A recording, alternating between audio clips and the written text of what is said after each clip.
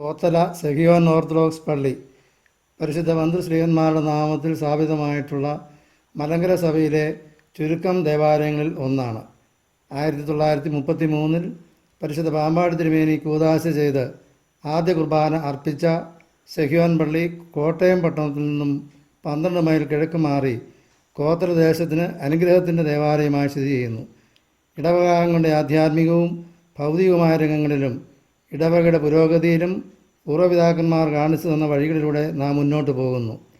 ഇടവകയുടെ ചിരകാല സ്വപ്നവും വികസനത്തിൻ്റെ നാഴികക്കല്ലാകുവാനും ഉതകുന്ന പള്ളിയുടെ കിഴക്കുവശത്തുള്ള സ്ഥലം വാങ്ങുവാൻ ഇടവക ആഗ്രഹിക്കുന്നു.